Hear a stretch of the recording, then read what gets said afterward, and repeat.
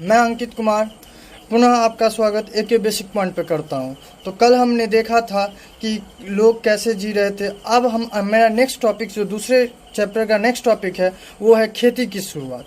तो आज हम देखेंगे खेती की शुरुआत। दोस्तों, हम इतना दिन से आपको जो बता रहे थे, मेरा पर्पस इसी को समझाना था। इसी के लिए मैंने आपको लोगों का रहन सहन और लोगों किस तरह प्रगति किया ये सारा बताया है। आज हम देखेंगे खेती की शुरुआत। तो खेती की शुरुआत दोस्तों मानव इतिहास की सबसे बड़ी क्रांति की घटना मानी जाती है, क्योंकि इसके साथ ही बसने की प्रक्रिया की शुरुआत हुई थी।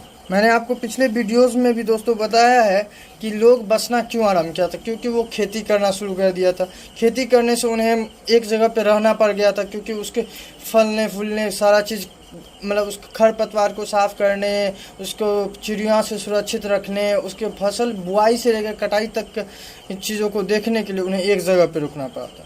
तो इससे बसने की प्रक्रिया तो दोस्त ऑटोमेटिकली ही स्टार्ट हो जाएगा। जब आपको कहीं ज़्यादा दिन रहेंगे तो क्या हुआ, आप बसने लगेंगे वहाँ पे। तो बसने की प्रक्रिया ऐसे ही स्टार्ट हो गई। और दूसरी बात तो है कि खेती के कारण ही आदमी खाना बदोश के जीवन को छोड़कर अस्थायी जीवन जीने लगे।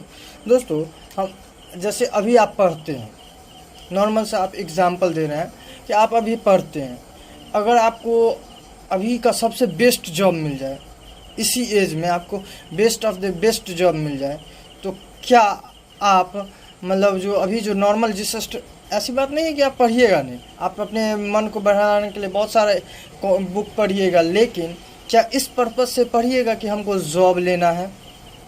ये पर्पस आपका ख़त्म हो जाएगा। तो लोग पहले जब खाना बदोश की ज़िंदगी जीता था, उनका मेन पर्पस होता था खाना को ढूंढना, भोजन के लिए वो ढूंढते। अब उनको खाना एक जगह मिलने लगा, वो खेती करने लगे। तो अब अगर वो घूमते भी होंगे तो अपने मनोरंजन के लिए घूमते होंगे, अपने नए जगहों की तलाश के लिए घूमते होंगे, ना कि वो भोजन के लिए। तो खाना बदोश की ज़िंदगी तो ऐसे ही समाप्त हो गई। इतिहासकारों का दोस्तों मानना है कि ये खेती की खोज सबसे पहले महिलाओं ने की होगी। दोस्तों, एक नॉर्मल सी बात, इतिहासकार क्या, आप भी सोच सकते हैं कि जो एक जगह रहेगा, जो सब चीज़ देखेगा, वही ना उसके बारे में। आपके घर में कोई बच्चा हुआ, आप उस बच्चे से उतना अट्रैक्ट नहीं हो पाइएगा जितना कि उस बच्चे से माँ होता है, क्योंकि माँ उसके सोने से लेके उठने से लेके यानी 24/7 आवर उनके साथ रहती है और उनके हर एक्टिविटीज़ को देखती है। तो उनके बारे में सबसे ज़्यादा माँ जानती है। कब उसको भूख लगता है, नहीं बोलता है बच्चा, फिर भी उनको पता हो जाता है कि भूख लगा है। तो इस तरह से देखते हैं दोस्तों कि वो एक जगह रहती होगी, महिला एक जगह रहती होगी, तभी तो वो सारा चीज़। महिला जब एक जगह रहती होगी गर्भावस्था में, तो वो देखती होगी पौधों को फलते फूलते, बीज से पौधा निकलते, पौधा को बड़ा होते, बड़ा होके उसमें से फल निकलते, फिर बीज गिरते। तो इन प्रक्रिया को महिलाओं ने सबसे बारीकी से देखा होगा, पुरुषों की अपेक्षा। ऐसा मैं नहीं कह सकता हूँ दोस्तों कि पुरुष नहीं देखे होंगे, लेकिन महिला पुरुषों की अपेक्षा ज़्यादा देखे होंगे। तो उसी के लिए इतिहासकार बोलते हैं कि खेती की शुरुआत में सबसे ज़्यादा अगर भूमिका बोला जाए तो महिलाओं की होगी। समूह में रहने वाले बच्चों और पुरुषों ने भी क्या होगा दोस्तों, आम सी बात है, कोई चीज़ अकेला नहीं हो सकता। कहीं ना कहीं महिला किया होगा तो पुरुष भी उनके साथ दिया होगा, उनके जो अगले पीढ़ी है यानी बच्चे उनके हैं वो भी उनका साथ दिया होगा। ऐसा दोस्तों इसलिए संभव हुआ होगा क्योंकि महिलाओं को गर्भावस्था और फिर बच्चे के पालन पोषण के दौरान एक स्थान पर ही टिक कर रहना पड़ा होगा। मैंने आपको बता ही दिया हूँ दोस्तों कि गर्भावस्था में लोगों को एक जगह टिक कर रहना पड़ता है, क्योंकि उस हालात में लोग चल नहीं पाते हैं। और मान लेते हैं उसके बाद बच्चा हो गया तो भी नहीं चल सकते हैं, तुरंत पलायन तो कर नहीं सकते हैं, इसलिए उन्हें टिक कर रहना पड़ा होगा। तो उन्हीं चीज़ों को मैंने शब्दों में लिखा था।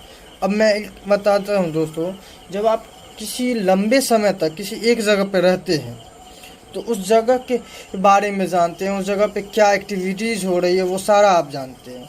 तो वही चीज़ों को मैंने शब्दों में लिखा है। किसी एक स्थान पर लंबे समय तक रहने के दौरान महिलाओं और बच्चों ने भी बीज से पौधे को पनपते देखा होगा। यही देखकर उन्होंने पौधे को उगाना सीखा होगा। जब आप किसी चीज़ को बार बार देखते हैं दोस्तों, तो आप उसको खुद से करना सीख जाते हैं। जैसे हम आपको रोज़ इतिहास अगर पढ़ाएं, आप उसको बार बार करते हैं तो हो सकता है कि आप हमसे बेटर टीचर क्या एक बेहतरीन एग्जाम्पल बन सकते हैं, क्योंकि आप रोज़ करते हैं उसको। तो इसी तरह महिलाएं भी देखती होंगी, हमेशा देखती होंगी एक बीज को उगते हुए, दूसरे पौधे को उगते हुए, तो उनको कहते हैं एक्सपीरियंस हो गया होगा, अनुभव हो गया होगा कि कैसे उगता है पौधा। इस प्रकार धीरे धीरे ये आरंभिक मानव कृषक भी बन गए, यानी जो आरंभिक मानव थे अब वो कृषि करने लगे, क्योंकि उनको पता चल चुका कि कृषि कैसे होती है, तो वो कृषि आराम से कर सकते थे। अब देखते हैं दोस्तों, खेती जो हमने किया उसके फ़ायदे क्या हो। तो दोस्तों खेती के फ़ायदे अब हम देखने जा रहे हैं। खेती से भोजन की आपूर्ति बेहतर हो गई। जब खेती करेंगे तो अनाज होगा तो दोस्तों अनाज का हम उपयोग भोजन में करेंगे, तो हमको भोजन की तो अब उतना आवश्यकता नहीं पड़ा, क्योंकि सारा चीज़ हमारे पास आपूर्ति पूर्ण हो चुकी है। साथ ही शिकार और भोजन संग्रह पर से निर्भरता कम हुई। दोस्तों जब आपके पास अनाज रहेगा, जब आपके पास पैसा रहेगा, तो आप किसी दूसरे से पैसा मांगिएगा, नहीं मांग सकते हैं। इसी तरह जब उनके पास भोजन का एक अतिरिक्त विकल्प है तो वो क्यों शिकार करें, अगर नहीं रहेगा तब शिकार करेंगे।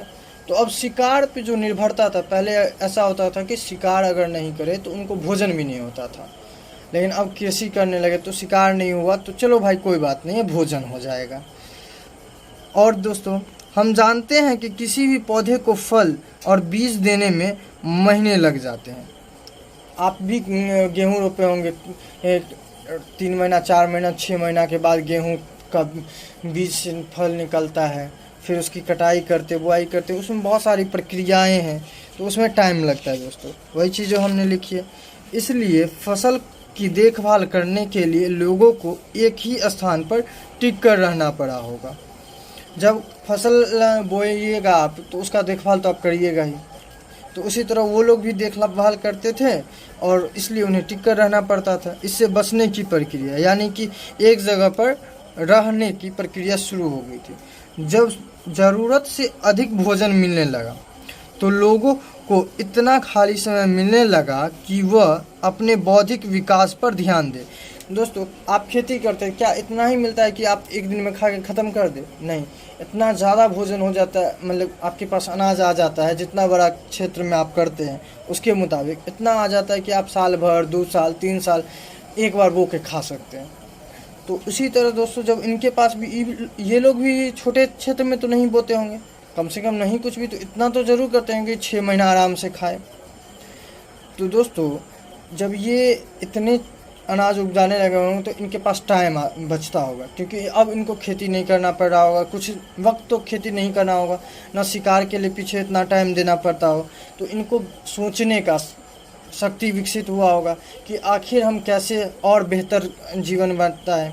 जब आपके पास 2 पैसा आता है तो आप क्या सोचते हैं, इस 2 पैसा से हम 4 पैसा कैसे कमाएं, या आप सुखी से रहे। आपके पास एक मोटरसाइकिल है, क्या मोटरसाइकिल से संतुष्ट हो जाते हैं? आप सोचते हैं कि हम क्या करें ऐसा जो हमको कार आए। तो आप बौद्धिक क्षमता आप में विकसित है, इसीलिए तो इस टाइम में स्टार्टिंग हो चुका था बौद्धिक क्षमता का विकास होना। इससे वैज्ञानिक कला और भाषा की क्षमता का विकास हुआ। इससे दोस्तों वैज्ञानिक कला, क्योंकि मैंने आपको पूरा बताया हूँ पिछले वीडियो में कि पाषाण काल में लेखन कला का कोई साक्ष्य नहीं है और वहाँ पे लिखित कुछ भी नहीं था, चित्रों के द्वारा कुछ बातों को हम तक पहुँचाई गई है। लेकिन हड़प्पा सिविलाइजेशन जो इसके बाद हम शुरू करने जाएंगे, उसमें लेखन कला का प्रचलन तो हो चुका था लेकिन पढ़े नहीं जा सके। तो इसी तरह दोस्तों, और पूरा पाषाण काल में प्रेक्षापास्त्र जो हम लोग मिसाइल बनाते हैं उसका तकनीक जो होता है, मतलब तीर बनाना, वो हमारा पूरा पाषाण काल से ही शुरू हो गया और उसी के बिहाफ पे आज मिसाइल भी बनाया जाता है दोस्तों।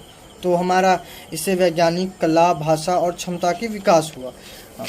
बसने की प्रक्रिया के साथ साथ समुदायों का भी आकार बढ़ने लगा। जब आप एक जगह रहिएगा तो आपके साथ 2-4 और लोग रहेंगे, 2-4 से आपके जो अगले पीढ़ी होंगे वो भी रहेंगे, तो आप बड़े समूह में बन जाएंगे। धीरे धीरे समुदाय इतने बड़े हुए कि गाँव का विकास हो गया। दोस्तों जब आप किसी एक जगह पे रहते हैं, 2-4 लोग रहता है, 4 से 10 होता है, 10 से 20 होता है, तो धीरे धीरे वो बड़ा हो गया। अब बड़ा जब हुआ तो उसको एक जगह रहा तो उसी को हम गांव बोले। अब देखो दोस्तों गांव किसे बोलते हैं, तो गांव उस जगह को कहते हैं जहां लोगों का मुख्य व्यवसाय कृषि होता है। आज के ही दिनों में दोस्तों आज भी गांव उसी को बोलते हैं जहां पे कृषि का मेन जो खाने का मतलब आपका मेन व्यवसाय, कहने का मतलब मुख्य जो व्यवसाय है वो कृषि हो, उसी को गांव बोलते हैं।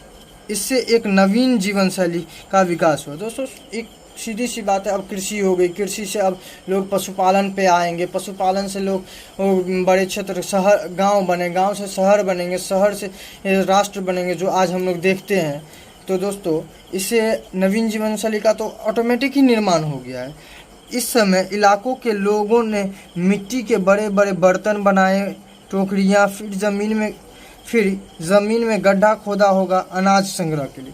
जब इसके पास अनाज होगा तो दोस्तों अनाज तो ऐसे फेंक नहीं देंगे, उसके लिए कोई बर्तन बनाएंगे, उसको रखने के लिए, सुरक्षित रखने के लिए लंबे समय तक।